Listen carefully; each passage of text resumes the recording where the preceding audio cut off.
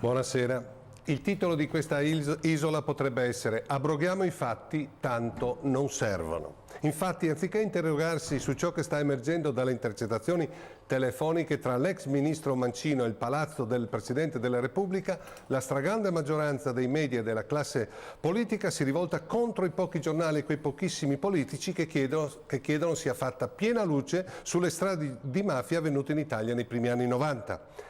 Grazie, ripeto, alle intercettazioni pare si stia lentamente diradando quella nebbia creata d'arte da personaggi che si occupano che occupano ancora posti di comando nel Paese, coprendo comportamenti omertosi e complici di chi in questi lunghi anni sapeva ma ha taciuto quando negli anni 92 e 93, gli anni delle stragi mafiose, ci sono state delle trattative tra uomini delle istituzioni e uomini della mafia siciliana. Pezzi di Stato che hanno cercato accordi con questa malavita organizzata e chi aveva ruoli di primo piano nel governo di allora ora si trova, grazie alle indagini della Procura palermitana, a dover rispondere su quanto avvenuto quando Cosa Nostra sfidò l'Italia, commissionando stragi in cui trovarono la morte decine di donne, uomini e persino bambini. Le intercettazioni telefoniche ci dicono che l'ex ministro dell'Interno di allora, Mancino, ha chiesto aiuto attraverso diversi colloqui telefonici al consigliere giuridico di Napolitano, Loris D'Ambrosio, e pare addirittura che ci siano state 2 chiamate di cui Mancino parla con lo stesso Presidente della Repubblica per metterlo al corrente delle sue paure. E perché Mancino chiede aiuto al Quirinale con tanta insistenza? Perché è indagato dai PM di Palermo in quanto ritengono abbia dato una falsa testimonianza quando è stato interrogato su questa trattativa tra lo Stato e la mafia siciliana. Una testimonianza che diverge da quella rilasciata dall'altro ex ministro di allora, chiamato a testimoniare l'ex guardasigilli Martelli. E visto che le deposizioni di Mancino e di Martelli divergono clamorosamente, i PM vogliono metterli al confronto, un confronto che Mancino evidentemente teme.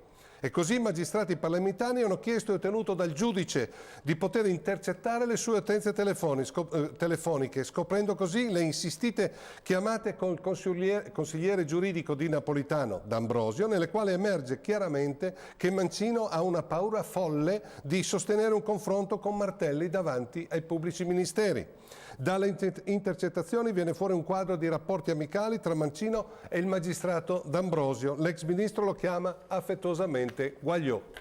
D'Ambrosio riferisce a Mancino di aver parlato della questione con Napolitano, di aver coinvolto i più alti gradi della magistratura, di aver addirittura suggerito al procuratore nazionale antimafia Pietro Grasso di trovare un appiglio giuridico per togliere l'inchiesta ai pubblici ministeri palermitani che si stanno avvicinando ai Sancta Sanctorum dei palazzi del potere, che hanno permesso che per 20 anni alcuni uomini delle istituzioni rimanessero impuniti. D'Ambrosio suggerisce addirittura a Mancino di incontrare segretamente Martelli per concordare una linea comune con i pubblici ministeri, cosa di per sé inconsueta, per usare un eufemismo. Insomma, ciò che emerge è uno squarcio di un mondo non proprio cristallino, e di tutto questo cattivo odore che sta venendo a galla, solo pochi media ne parlano obiettivamente, rimanendo ai fatti. Nel mondo parlamentare solo Antonio Di Pietro chiede venga fatta chiarezza su quel buio, tragico periodo storico della nostra Repubblica, senza guardare in faccia a nessuno, nemmeno si trattasse del Presidente della Repubblica. Mentre la stragrande maggioranza dei media e dei politici fanno quadrato attorno a Napolitano, come per creargli un cordone sanitario, neanche fosse imperatore per volere di Dio. Come spesso succede in questa povera Italietta, si guarda il dito che indica e non la luna. Per i soliti sepolcri imbiancati se la prendano con le intercettazioni telefoniche. Per la prima volta lo stesso Napolitano sollecita una legge che le regolamenti in modo stringente.